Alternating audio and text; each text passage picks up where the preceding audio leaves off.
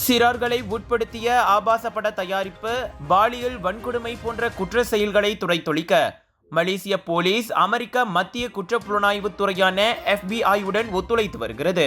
அவ்விஷயத்தில் இணைய குற்றவாளிகளுக்கு அதிநவீன தொழில்நுட்பங்கள் பெரிதும் கை கொடுக்கின்றன. இதனால் அதிகார தரப்பின் கண்களில் மண்ணை தூவி எளிதில் அவர்கள் தப்பித்து விடுகின்றனர். இது மலேசியாவுக்கு மட்டுமல்ல, உலக நாடுகளுக்கும் பெரும் சவால்தான் என FBI கூறியது.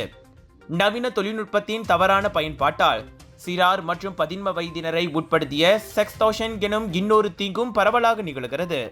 செக்ஸ்டார்ஷன் என்பது தங்களது அந்தரங்க அல்லது நிர்வாண படங்களையோ வீடியோக்களையோ பகிராவிட்டால் பாதிக்கப்பட்டவர்களின் தனிப்பட்ட புகைப்படங்களை வைரலாக்கி விடுவோம் என மிரட்டி பணிய வைப்பதாகும்.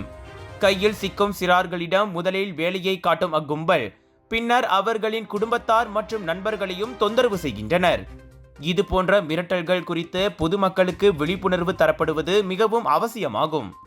இந்நிலையில் சிறார்களுக்கு எதிரான குற்றங்களை அனைத்துலக அளவில் ஆக்கப்பூர்வமாக வேறறுக்கும் முயற்சியாக குழந்தைகளுக்கு எதிரான வன்முறை குற்றங்கள் மீதான அனைத்துலக பணிக்குழுவையும் FBI அமைத்துள்ளது. அதில் மலேசிய போலீஸ் உட்பட 60 நாடுகளைச் சேர்ந்த சட்ட அமுலாக்க தரப்புகள், தனி நபர்கள் என 90 அங்கத்தினர்கள் இருக்கின்றனர்.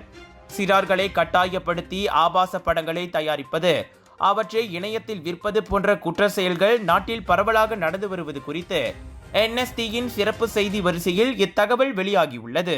ஜோர் சிங்கப்பூர் மக்களே, மலேசியா புக் ஆஃப் ரெக்கார்ட்ஸில் லார்ஜஸ்ட் இண்டோர் தீபாவளி எக்ஸ்போ என பெயர் பெற்ற கலர்ஸ் ஆஃப் இந்தியா பிரம்மாண்டமாக வழங்கும் குளோபல் பாலிவுட் பஜார் 25 இருந்து 29 டிசம்பர் வரை தாசிக் சென்ட்ரல், ஸ்கூடாய், ஜோஹர் பாரு, ஜோஹரில் பிக் சேல், பிக் டிஸ்கவுண்ட்.